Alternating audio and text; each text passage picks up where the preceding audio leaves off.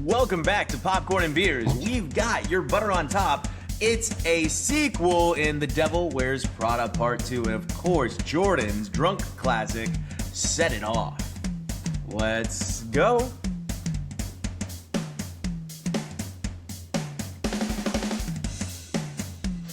Welcome back to your aunties, uncles, sisters, grandmothers, great-grandmothers, great-grandfathers' favorite movie podcast. That's right, this is Popcorn and Beers, where some use tomatoes and others use thumbs. We use the stuff that gets you drunk. Welcome in, and I think we had a long-anticipated sequel as our butter on top. In fact, 20 years, and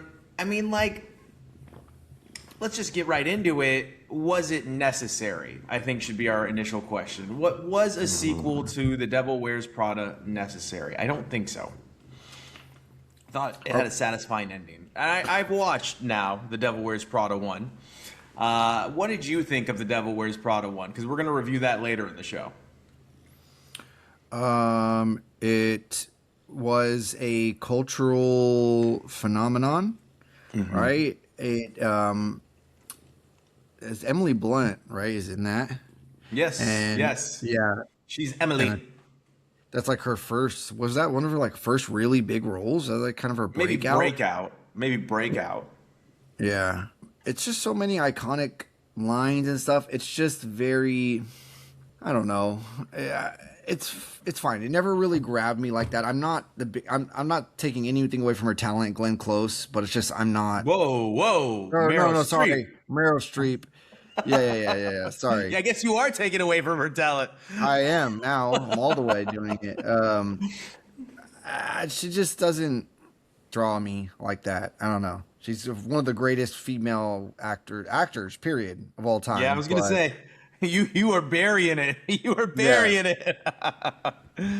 No, I mean, so Meryl is obviously fantastic in anything she does. She fully embodies the role. But in doing this and being a fan of Meryl, you're a fan of real, true, boiled down cinema. And I'm not sure that that's what The Devil Wears Prada is.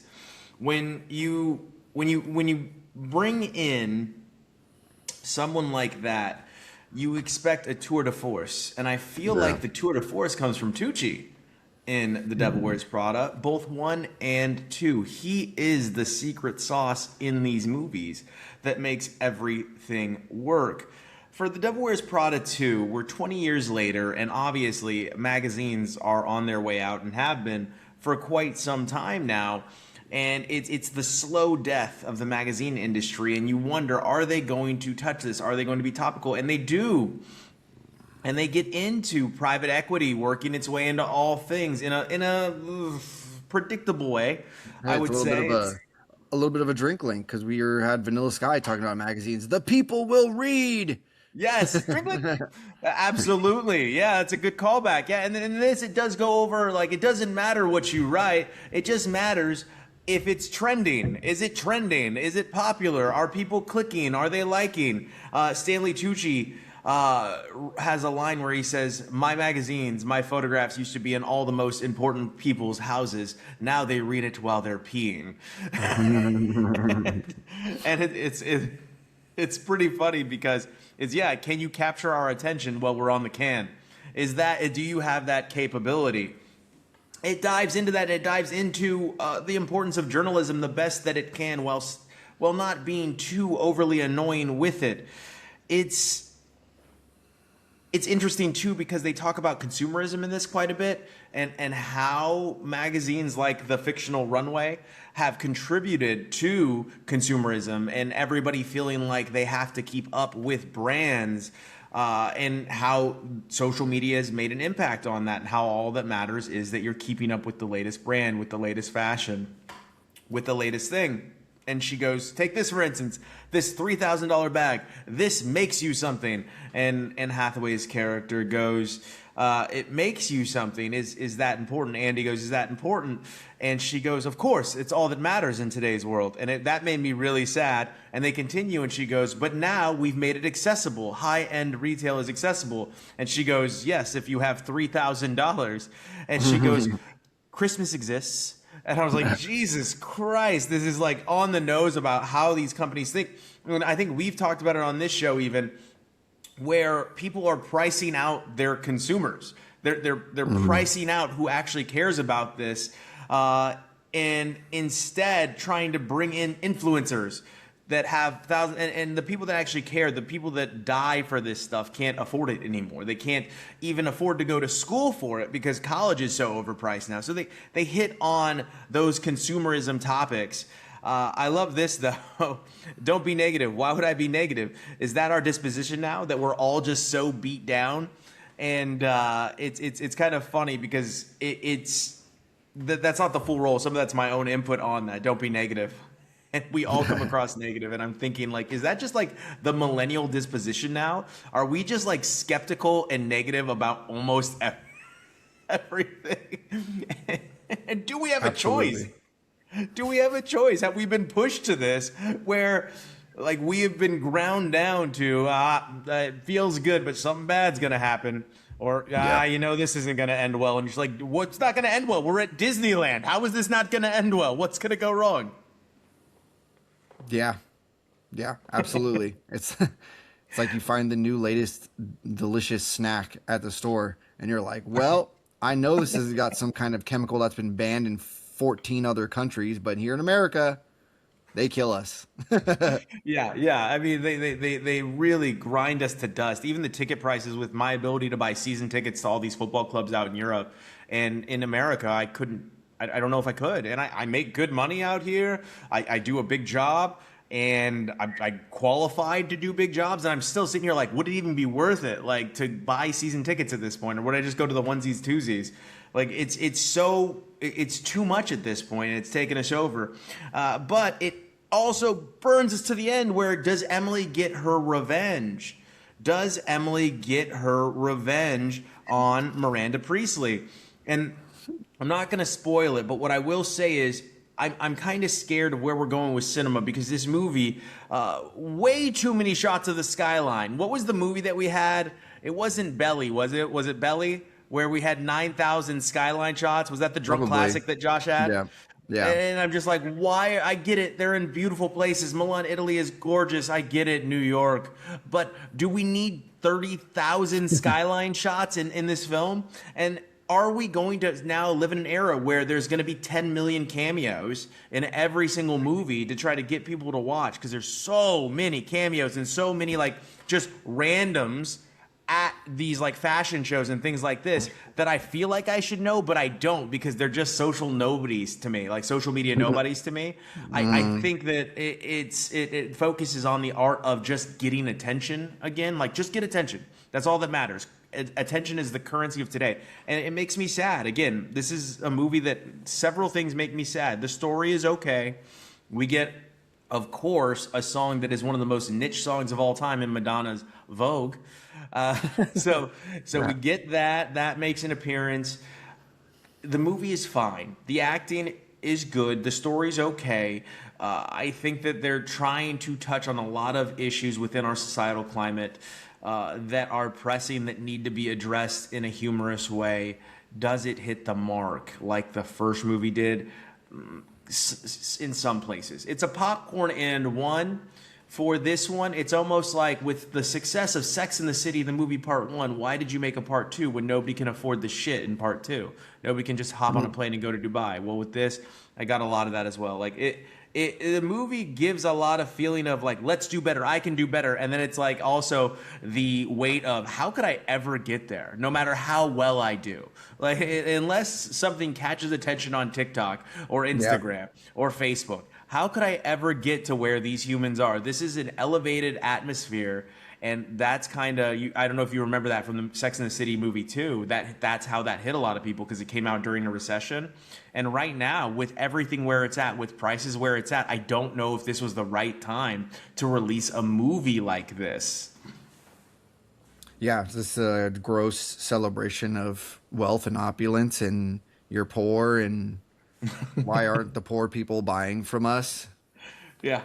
Yeah, Yeah. how do we get the poor people to buy from us? How do we get the poor people to read this magazine? Don't worry, a billionaire savior will swoop in the last minute. Like, where is the people's billionaire savior? It's definitely not the one they voted. Never mind. Right. But let's get to trying to get to our opulence, trying to find by any means necessary our way to get to our slice of that American pie. Your drunk Right. classic set it off. So for Devil Wears Prada Part 2, we're going to give it a popcorn and one. Cute, beautiful. Stanley Tucci does his thing, but just wrong notes in the wrong timeline for what I was looking for. Too many skyline shots. So let's get to set it off, Jordan. Your drunk So do you classic. think maybe, I don't know, 10 years ago, well, maybe more than that, or 10 years from now, it might be a better movie? I mean, it depends on where we're at 10 years from now, you know? Yeah. Like it's very interesting to look at things like this and be like, golly, the rat race is a hell of a thing now because it has evolved to something that we never anticipated. We used to be able to grind and get noticed and network. And now I'm not so sure much. It's really just luck in a lot of instances because I think there are so many smart people that exist within this world that are underpaid and overqualified for the jobs that they do that you're kind of wondering, do we just get caught up in this rat race, this hamster wheel, and we forget to continue to progress ourselves by any means necessary? And I don't think this movie pushes that like Devil Wears Prada 1 did. She climbed, she clawed her way to where she wanted to be by any means necessary, even though the lesson is don't ever be anybody that you weren't in the first place. But no. I like the Andy that changed her entire personality, her wardrobe, everything, to climb her way to the top of an industry she had no idea about. And this one doesn't really give you that fight your way to the top. This is kind of a we're already at the top. Watch us work. All right, well, set it off, right? What a contrast of Yes. tones, of casts, of everything, When you really. said tones, were you talking about skin tones or? No, no, um, no. The attitude, this is a dark but light-hearted movie. It's emotional. It's intense, right? We got Queen Latifah, we got Vivica Fox, Jada Pinkett Smith, and the introduction of I just closed this tab. Here we go. Kimberly Elise, who you know from a lot of things, i.e., Diary of a Mad Black Woman, John Q. She's in a lot of stuff. You definitely know her face when you see her face. Yeah, 100%. Yeah. So came out in 1996. Probably one of Blair Underwood's first picks too. Yeah. Yeah. She is really Nope. young in this one. Nope, Blair No? Underwood's a guy, the love interest. Oh, right. Yeah. Yeah. Sorry. I'm thinking some sort we get cop guy face, asshole cop guy face guy that's in Dr. everything. Cox That plays an asshole in from every cop Scrubs. thing. Yeah. John C. McGinley, right? And he's just a snarling, raving lunatic that is until they try to give him some like weird character arc, emotional depth at the end that just makes no sense. Yes, yeah. His like come to Jesus moments. Yeah, it's like, come on, please. Dr. Dre makes a cameo in this as the arms dealer. Yeah, That was for that, Latifah. that was He cool, I guess. producing her music at that point too. It'd be interesting to go back in time. That's a rude question to ask you while you're in the middle of a movie review. So I apologize. How would you have any way of knowing that right off the cuff? But that is an interesting like little research. Like was he producing her when he was in this movie? Probably, Yeah. but I mean, it was 96, so that was like the height of like shit going on. When did Friday come out? I almost said modern hip hop. Yeah, it was L.A. You know, that was the whole scene. Yeah. Like Ice Cube, or not Ice Cube. Dr. Dre was that guy. Can I? So, Jada Pinkett characters, pardon me, Jada Pinkett Smith's character, what was it, Knuckles or something like that? It wasn't. What was her name in this? Stony. Stony. Thank you, thank you. I was like, it wasn't Knuckles, but it was something to that effect. So Snuggles. Stony. With that, it was weird. What threw me off in this movie, and this could just be writing direction or I just missed it. I thought she told Blair Underwood like she was born and raised in LA and it was just her and her brother, but they like reference her later on in the movie where they're doing the Godfather thing from Vivica A. Fox that she's from the Bronx, New York, and I was like, I thought she was born and raised in LA. Like I was like, when did she come from New York? I think they're just playing around, just act dancing because it's a Italian mafia thing and all that. That's what I got from it. But that scene was just like out of nowhere. That was so funny. Yeah. That was like really like just off the wall. Like they probably just did that and then they're like, you know what? Let's keep that in the movie. That's fun. That changes up. Well, speaking of off the wall, one of the weirdest sex scenes ever. Yeah. Like ever. It was so awkward. And I was just like, this is a really weird sex scene. yeah. It was intense, right? Yeah. Lots of Diddy going on in that. It's hilarious the way the women interact with each other, like just all their dialogue amongst each other. But just some of when they try to get intense on each other, just stuff goes from 0 to 100 just way too quick. It's just like, no, we're best friends, and yeah, we just robbed. No, one day later, we're gonna rob another bank. I've known you since first grade, but she's got a gun in her face. Why would you slap me? I've known you since first grade. Like you just had a gun in my face. Yeah, pretty obvious reasons. Obvious reasons why you just got slapped. Yeah, just it just gets a little unreasonable. Like their relationships and everything just unravel and get way too tense, way too quick. Yeah, I feel like not enough has happened to get us to that point where we were at so early in the movie. But also really sad how far $2,000 used to stretch, and then how far it stretches now. Right, the amount of stuff that she does now. Yeah, no, yeah, no. So it's a archetype. You know, it's a bank robbery movie. You usually know how these movies heist. Yeah. Usually know how these movies are gonna go, but I think like this was a thing that was like, oh, a women bank robber crew. Like they allude to that in the movie, like, oh, for the first time we have a crew of women that have robbed a bank. Like that was probably in the trailer of this movie. It's probably how they sold it. Probably, but they also referenced Thelma and Louise as well. Remember? That's true. Yeah. So. You know, it was something more exciting, I think, of its time. Now it just kind of felt like a formula, but you give it the benefit of like this came out in the 90s, like this was somewhat original. It had some originality at its time. Now that doesn't really come across. That's fair. They also had to introduce just a tinge of homophobia. Just a little homophobia through the vice of Luther. Luther had to give us a little, few homophobic remarks here and there. Throughout a lot of the movie. I mean, the girls joke with her about it, about different things like that, like the friends. But yeah, Luther's. You know what's funny about that? I heard the line before. So I watched this morning before we're filming now. I heard the line "Strictly Dickly" yesterday at a barbecue. And then I laughed because they said it again on the movie this morning. I was like, that's funny. I just heard someone say this literally yesterday. So, they had a few of those. There's also a reference to when they're on the rooftop, and it's like a famous scene, I guess, because I looked it up, like, what does this mean? And it's something that a lot of people, like, you could just watch clips of just that scene when they're on the rooftop talking to each other all high.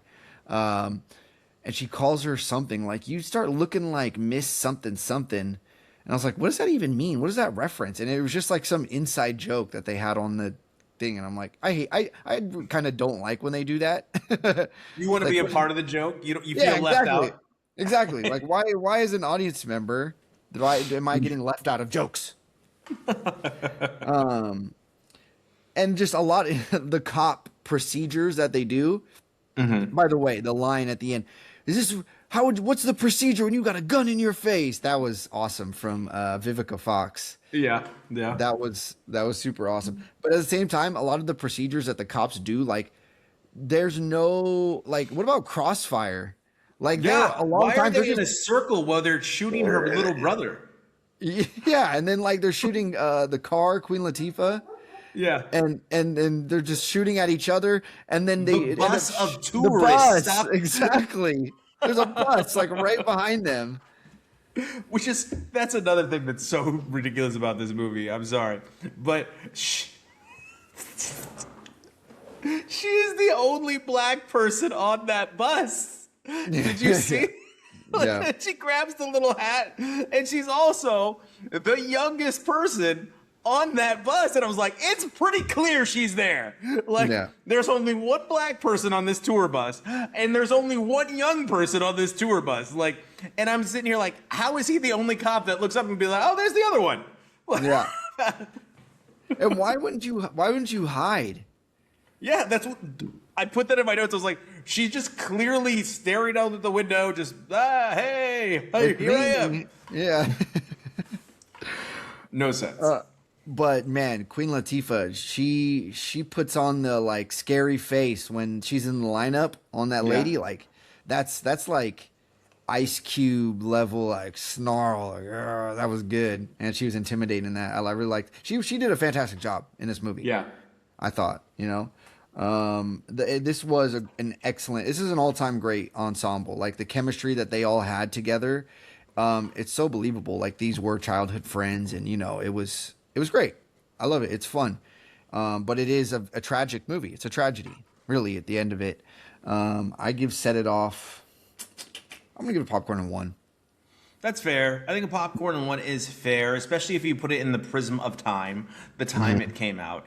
It's not a good movie. The music If you're is looking, great. hold on.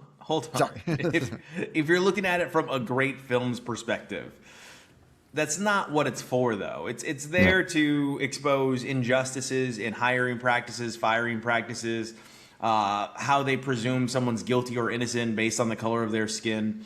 It's there to talk about, man, like I heard dreaming of $15 an hour is crazy, is one of my notes. When they're up on the rooftop, Yeah. it's there for that. I love this movie. I didn't realize. So for some reason, I always thought, I don't know why my brain, some Mandela effect or something, has the In Vogue song. What's it gonna be? Not during the awkward sex scene. I always hear that when the credits roll. Like for some reason, I thought that in my head, and then the weird baby oil scene took place, and I was like, oh goodness gracious. All right, here we go. Let's go. Get it, Blair. But there's just everything about that scene. So the massage, everything's so weird. Yeah. But as we go through this movie, it's very silly. Like that's the best I could say. Like this movie definitely not get 2 thumbs up from Siskel and Ebert. But this is a strong movie in the communities that I grew up in. We kind of pull together because we don't have anything. Like you're friends with all the other broke kids on the block, and if you never make it out, that's kind of where they end up. Is not hopefully not in there, but not in the best places, and definitely making less money than they should. So it's not a good movie, but for what it is, it is a great movie. I hope that makes sense to everybody. There's a lot of holes to poke in this movie. However, if you just sit back and understand, again, the prism of time that we were in, and I just told you, dreaming about $15 an hour just to make your life better is crazy. But, I mean, Jordan, the lava flow of bad things that happens over and over again is just a lot. It doesn't make this happened, and then the kid ate poison. How did the kid eat poison? Why did the kid eat poison? Like, why is this another thing? You're just trying to pile things on here that are not necessary to the movie. Yeah, we can make a film without some of this. Or They had to find a motivation for every single character, and it also was an opportunity to point out like how the system tries to separate kids from their parents. Like, Yeah. you know what I mean? Like, and like I said, it definitely knows what it's doing here. yeah. Well acted in pieces, poorly acted in other pieces. The direction's weird. Some of the choices are weird, but fun. It is a fun movie. It's a good movie for what it is. Popcorn One, I think, is a really good, solid rating. The reason I'm saying all this stuff is because I don't think it's super rewatchable, Jordan. Besides us that kind of grew up on it and have seen it, I think if you show this to your daughter in 15 years, she's gonna be like, "What the hell is this?" Yeah. No, and I mean the TV you're watching it on, because those won't exist anymore. This served as like a warning, a kind of you know, for bro kids, like, don't go turn to this kind of life, because it is brutal reality of, like, it, you know, a crime doesn't pay kind of movie. Yeah, I mean, it really is, and it doesn't for any of them. Like, they all lose in this, you know. So, anyway, Popcorn One, I like it. Set it off, available for rental. It is now $5.99 on Google to rent movies, because, you know, those digital downloads are being deeply impacted by the Strait of Hormuz. God, stop taking every excuse you can to milk us for every cent. Jesus. The $4.99 price point it's a digital download. All right, your servers are probably somewhere where the electricity cost isn't too much, and you're probably not paying taxes on anything. So please stop milking us for every cent. Jesus, is it time to start doing crime? Yeah, right. You want us to do start doing crime? It's crazy. I saw that. I was like, you had to raise the cost $1 on rentals. This is pretty stupid. Amazon, you've already heard my rant on them overcharging for rentals. It's cheaper to go to the movie theater than it is to rent the movie in your home. Yeah.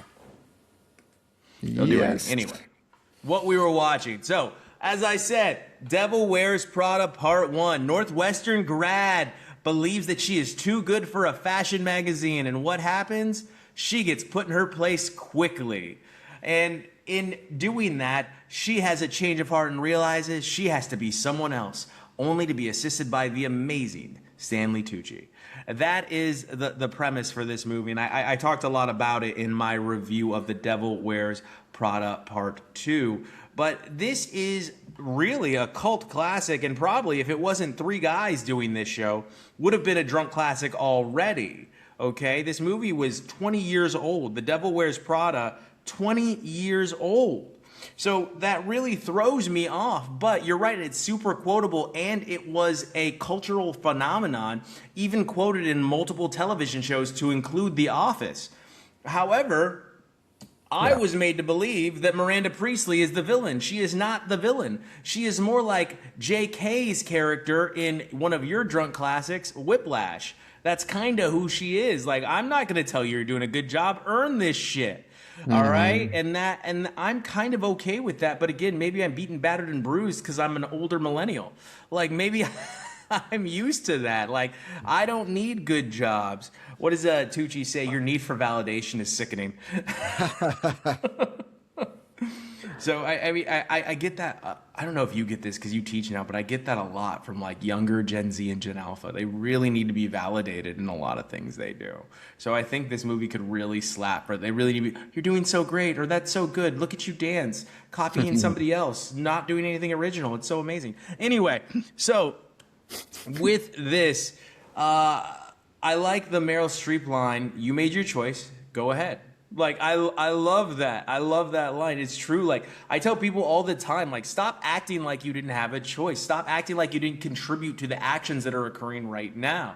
You did have a choice. Like, there are a lot of choices we make throughout our life and throughout every day that lead us to these points. And kind of Devil Wears Prada just highlights that. Like, you did have choices. You didn't have to accept this assistant role. You don't have to work for me. You made a choice. You said yes. Stop acting like there was nothing else. You could have done something else. Anne Hathaway is very cute, and I came to this conclusion as well. Anne Hathaway is everything that Dakota Johnson wishes she was and wants to be.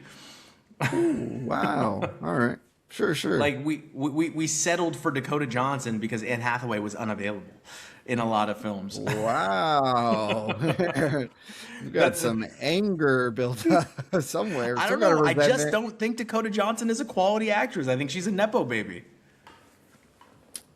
I love her. Anyway, come at me, I guess. Come at me, all you gray, what is it, 50 Shades of Grey fans. Fine, I get it. She's so good playing his plaything.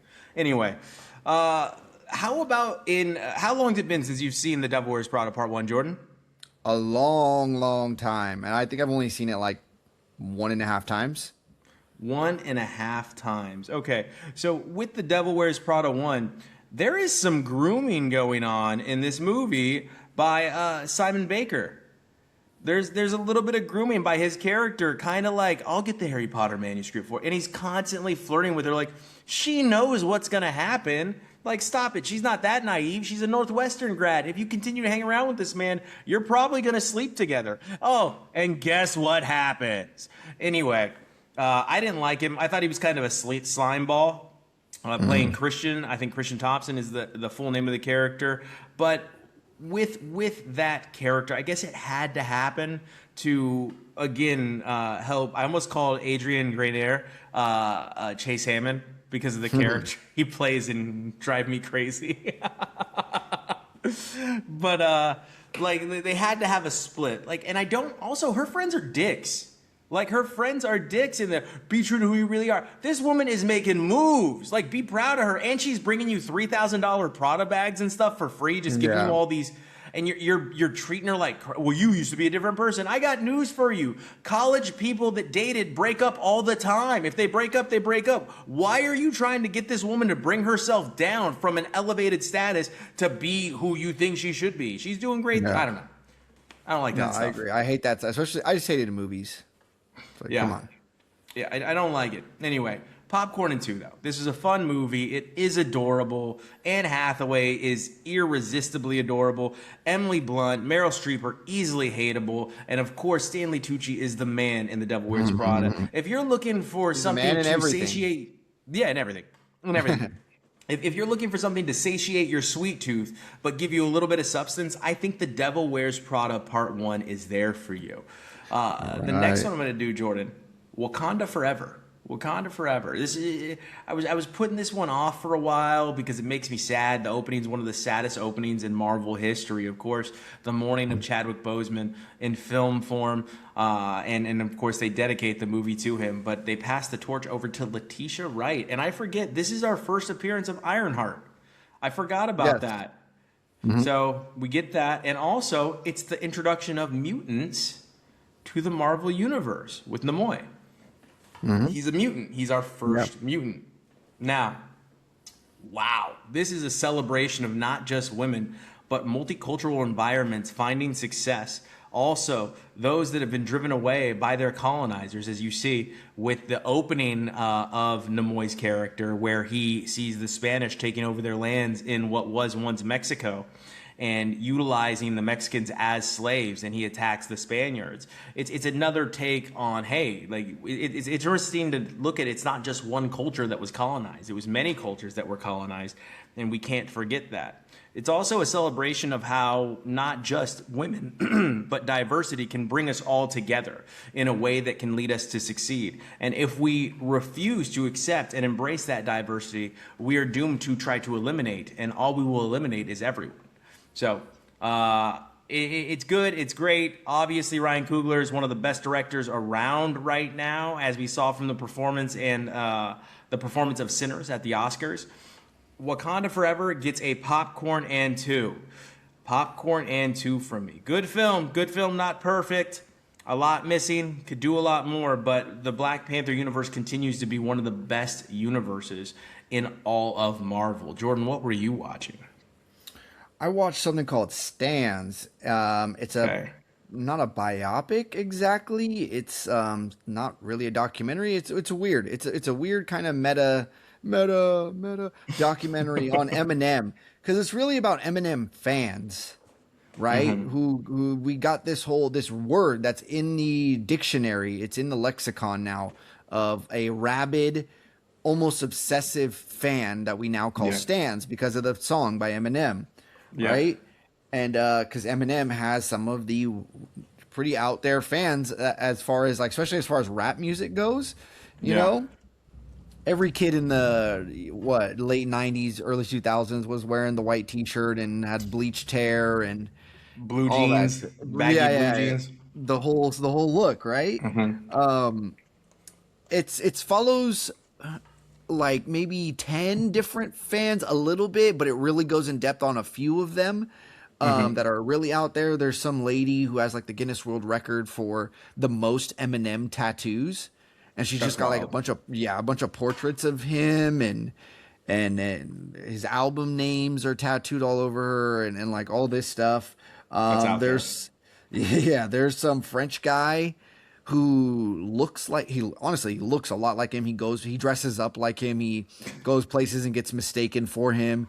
He's a weirdo though. Like he says a lot of things and they're very hard to believe, but then they're kind of corroborated a little bit, but at the same time the guy's just so weird. The guy is weird. Like he goes to Michigan. Like it was his Yeah. life, his goal in his life to go to 8 Mile. And he's like, yeah, I went there and it was the greatest thing I've ever experienced in my life. This is a guy from like Paris, France, and he goes to Detroit, Michigan. He's like, this is the greatest experience of my life. I cried for days when I had to go back home, and all I could do is think about going back. And he like says like he's eventually in his life he's gone back to Michigan like 5 times. Did And he go to wishes Mom's he could stay Spaghetti there. while he was there? I don't know. I don't think so. I don't know. There's some girl that like worked at the diner that he worked at for like a long time, just hoping that one time he would come in there and like be nostalgic and want to go eat there because he worked there or something. Yeah. It's pretty obsessive fandom, but it talks about that.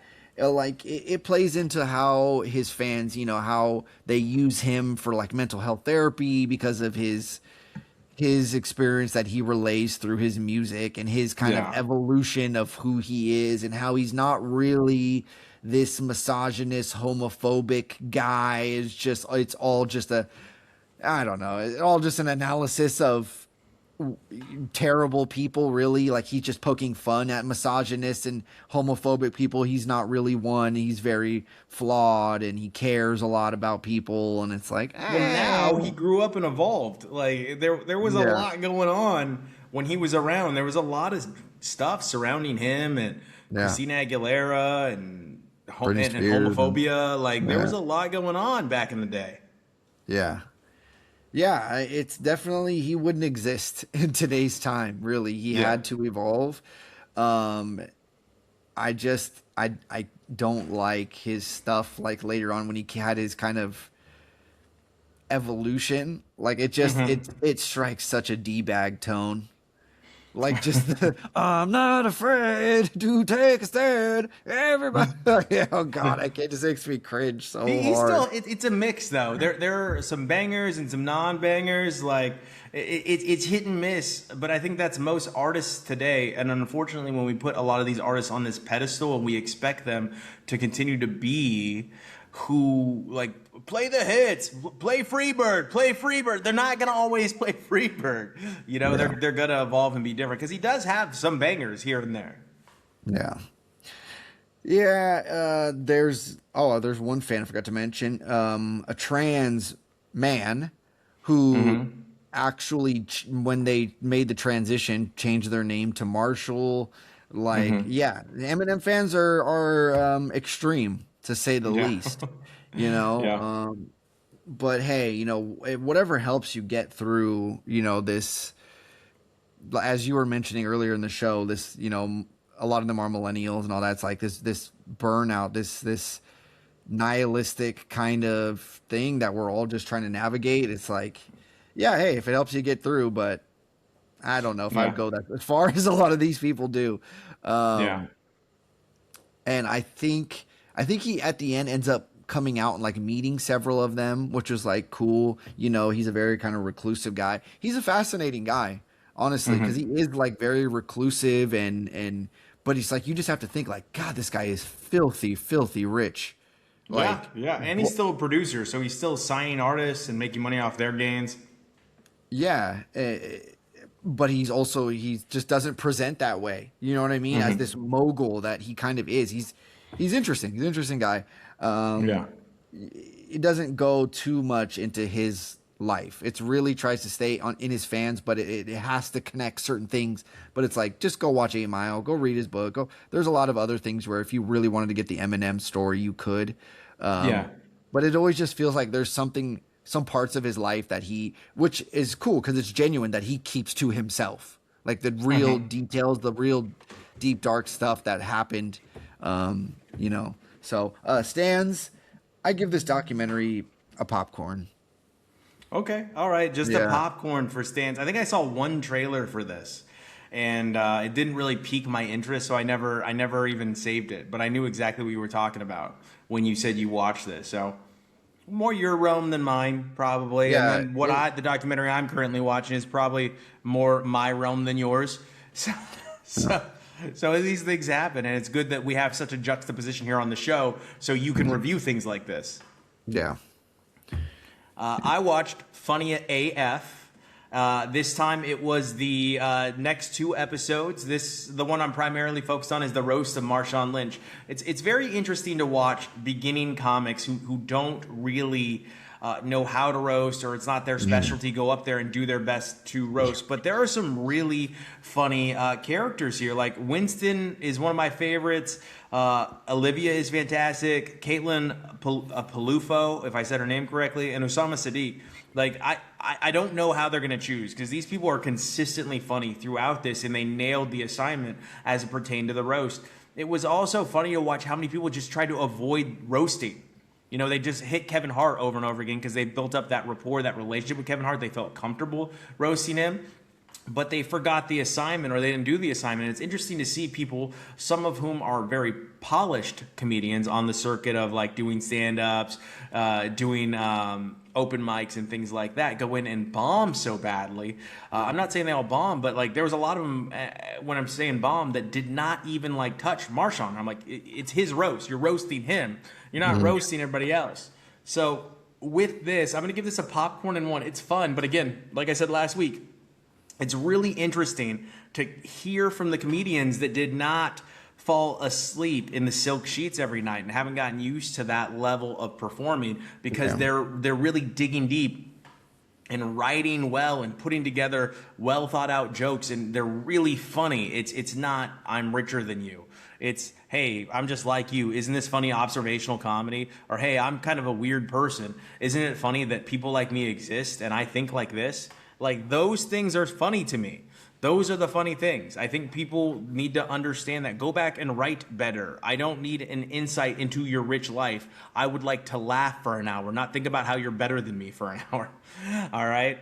Yeah. So take that for what you will, Dave Chappelle. People are still going to buy your tickets. Kevin Hart, people are still going to buy your tickets, but that shit ain't funny.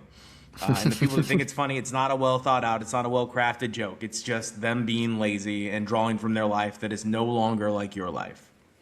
Next thing I watched, Monarch Season 2, Legacy of Monsters. Ooh. Kurt Russell's back, and so are our Titans. Look, the dialogue in the show is silly, and one actor in the show is unwatchable. Obviously, I'm not talking about Kurt Russell. But outside of that, if you were just looking for some eye candy, some things that are going to catch your attention, you're going to be like, ooh, that's pretty, or ooh, I've always wanted to see those two fight. You get it in this show. You want to go back to Skull Island. Find out what Skull Island is about. Learn more about the lore of these Titans, the lore of the underground, wherever these worlds are that we get sucked into on Skull Island. The rifts that get opened up and suck Godzilla through or suck Titan X through. You get a lot of that. The show is a lot of fun. If you're very interested in this, you're going to get exactly what you want. They're going to tell you Titan stories. You get some payoff, but the show is really only geared towards those interested in the things I just mentioned. So if you're interested in Skull Island, you're interested more in learning about the Titans universe, or you're just somebody that loves CGI, eye candy, giant monsters like Godzilla, Who doesn't? like King Kong, like Titan X, you will like this show. It's probably for you. But if you're somebody that's searching out amazing direction, if you're somebody that's searching out amazing dialogue and a well-written, well-crafted show, this probably is not for you. So popcorn and one. Popcorn and one. But yeah, if you want to see the monsters, You get the monsters. You get a lot of King Kong. You get a lot of Titan X. You get a In lot the of show, you get King Kong. yeah, yeah, Oh, cool. All right, I didn't know that. lots of King Kong. I thought the show was trying to stay away. Like it was just everybody but Godzilla, everybody but the main guys. No, no, no. You get Godzilla too. No, cool. All right, Yeah, I might watch it. got you get a pretty big fight from Godzilla episode 8. Pretty big fight from Godzilla. King Kong has a big fight in the finale. You get a lot of trips to Skull Island, understanding the time difference in these two worlds that these creatures are existing in, these parallel worlds, I guess you could call them. So Cool. it is interesting. It's just one of the actors is really hard to watch because the way they deliver their lines is just like annoying and irritating and over the top. And it's just kind of like, how did you get this job? But yeah, it could just be the direction too. So that's why I'm saying if that's why you're watching, this isn't the show for you. But No. I mean, it's fun. It's a fun show. I'm gonna watch season 3. You know, you still get Kurt Russell and Wyatt Russell, and that's kind of a cool dynamic because Wyatt Russell plays Kurt Yeah. Russell as a young man, which I think that's kind of interesting. Yeah, cool. So Like that. what was next for you? The only other thing I got here this week was Apex. Ooh, me too. I also watch Apex. A little Tyrion Edgerton, Charlize Theron action. That's right, and a little bit of Eric Bana. Yeah, little This Eric. character really falls off a cliff though. Like early on, it's like Yeah, Apex. pretty much like vertical limit status. Yeah. This movie is just look.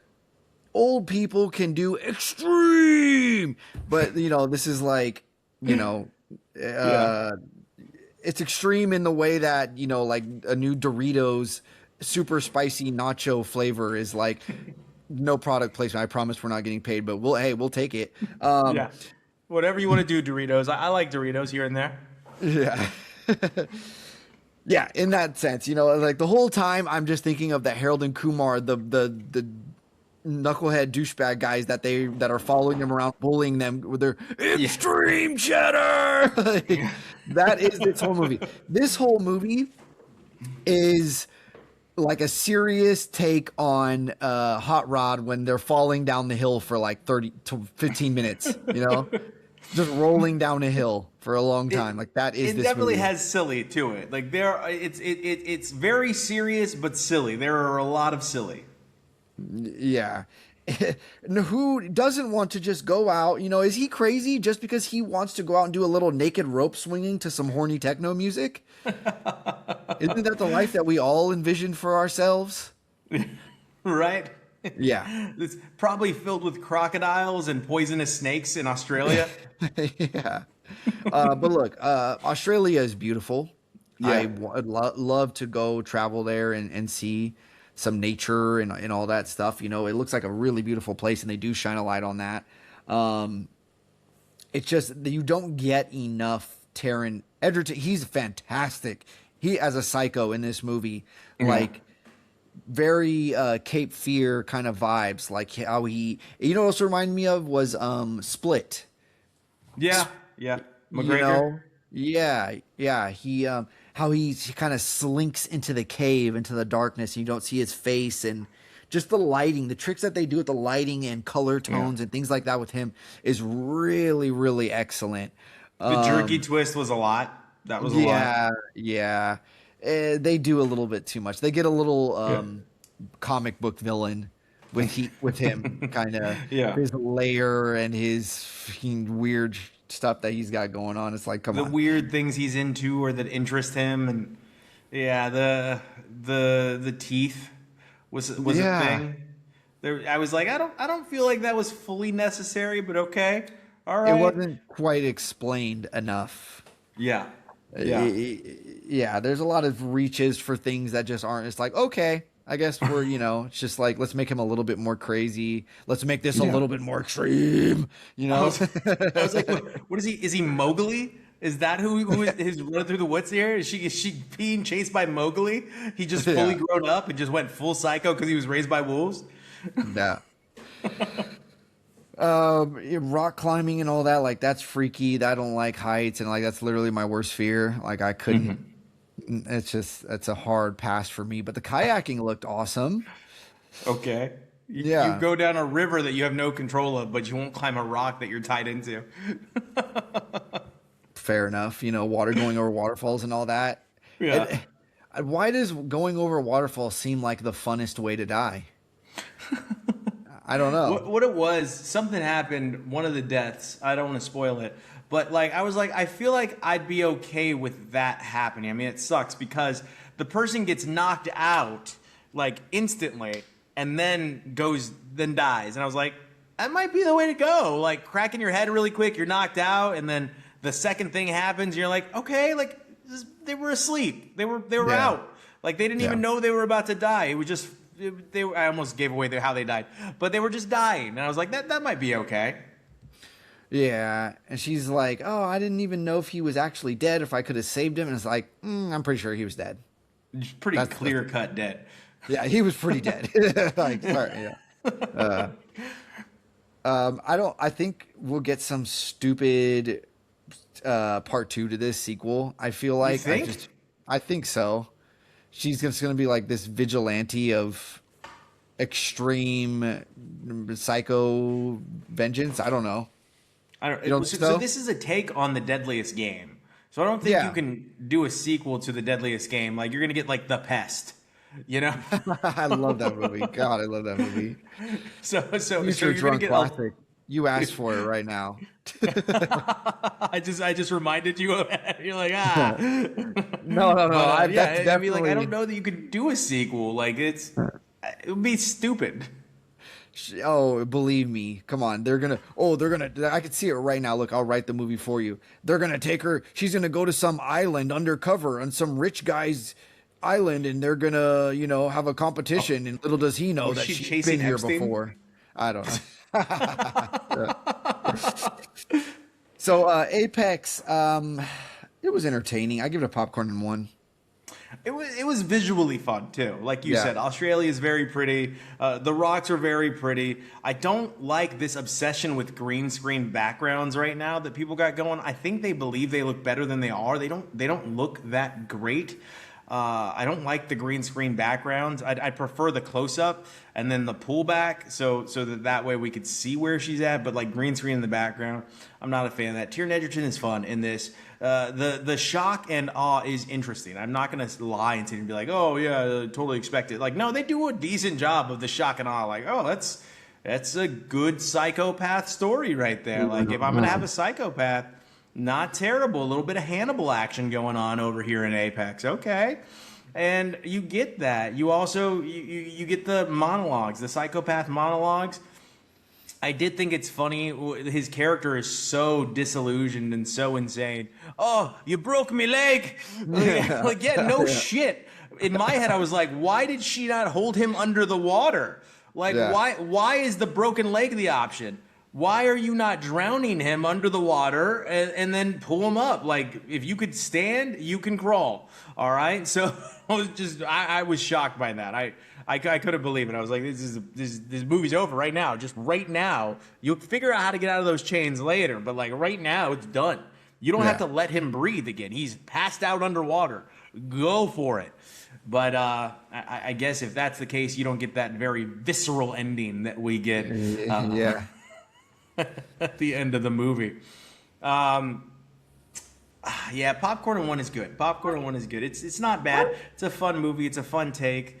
I mean, I feel like it's a fall for Charlize Theron. I mean, is she just like on Netflix payroll at this point with the Old Guard 2, Apex?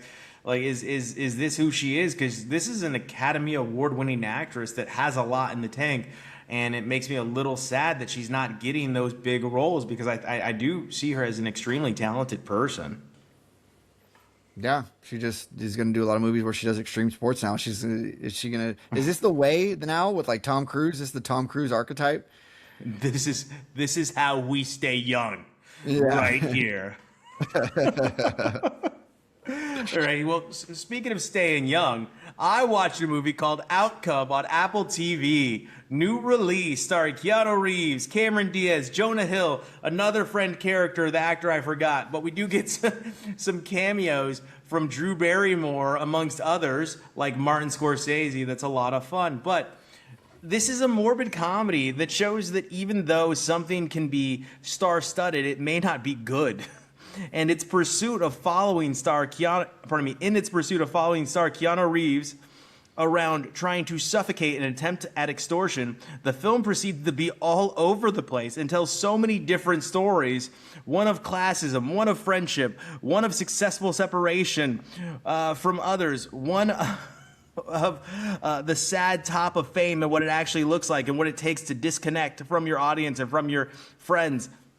It just doesn't do a great job. At times, you get Jonah Hill being unwatchable. Like, they go for humor with a scene with Jonah Hill taking a dump with the bathroom door open, and then they call in his young female assistant, and I'm just like, this isn't funny. This is so dumb. Like, it's irritating. And then in Jonah Hill's pursuit of playing like the star-studded Jewish lawyer that you only call when you're in times of extreme turmoil, when you're being extorted, right? He's the most annoying character, and they try to give him the same set-it-off change of heart that they give to the detective, and it just doesn't work. Like, they try to justify this character's weird behavior.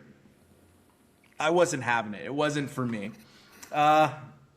Is it funny? They have some funny parts, but they're just so exaggerated in the roles of like the gay best friend, Cameron Diaz, single white female. Like it's so exaggerated. The lawyer is so exaggerated. It's got Laverne Cox in it, and she's like the race issue lawyer. It's got oh gosh, why can't I think of his name? He used to be on the Daily Show. Roy Woods is in it, but they don't give him enough meat to really dig into, who's a very funny guy. It's a lot of budget was thrown at the cast and not enough was done about the movie. Really, and it ends with like, don't forget to call your grandparents type message. And don't forget to call the people that were there for you at the beginning just to see how their day is going. You don't always need a reason to call. It shouldn't be an emergency. And I was like, okay. But overall, outcome, we're going to give it a popcorn. It's just like, if you're going to make a comedy, make a comedy. If you're going to make a dark comedy, make a dark comedy. If you're going to make a morbid comedy, make a morbid comedy, but make it funny. You being over the top and stupid is not necessarily funny, and sometimes it makes it hard to watch. Yeah, those are some of my least favorite films. The kind of attempt at the dark comedy that doesn't really land any particular genre. It's like, come on. I hate that. Cool. Well, it's time for my drunk classic, and it's time for a modern classic, so you might hate this one. So we are in the 2010s, and then, of course, my next pick will go all the way back to the 70s. But we're going to go with what I believe was the end of the raunchy comedy era. Up until recently, we got a good one in Burt, but that was a TV show. But the raunchy comedy movies, I feel like this was the line of demarcation. This is the end. Starring Seth Rogen, Danny McBride, Channing Tatum. Oh, sorry. I accidentally gave something away. But we're going to watch This Is the End. And I remember watching this being like, man, these movies are so funny, and then not seeing a lot like it ever again. So This Is the End is our drunk classic. Jordan, what do we have for our butter on top this week? Well, the obvious choice is the new comedy family movie with Hugh Jackman, The Sheep Detectives, right? No, I'm just kidding. I'm sorry. That is coming out. But it is Mortal Kombat. What did you think? This is a movie we never reviewed. This is before the show started. What did you think of the reboot? I thought it was fine. This is going to come off it's going to come off corny kind of no matter what. Everybody's not going to be happy. No matter how you try to make this movie, you're just not. So I thought it was fine. I didn't love it, didn't hate it. It was cool, This looks ridiculous. This looks absolutely ridiculous. I'm not gonna lie to you, but you get all your favorite characters. Johnny Cage is Carl Urban, Jade, Katana's in this one, Baraka's in this one. I don't know. I think it's gonna be fun, man. They should just have Billy Butcher as Carl Urban as Billy Butcher in this instead. That would've been good. I don't know how I feel about Carl Urban in this role. I feel like he might be a little bit long in the tooth for this role, but we'll see. We'll see what happens, man. His little spin looks a little rough, but that's what happens when you got a 50-year-old out there doing a jump spin, Yeah. All right. Well, if you want to join us, we will see you at the theaters for Mortal Kombat 2. Remember, you get the popcorn and we got the beer.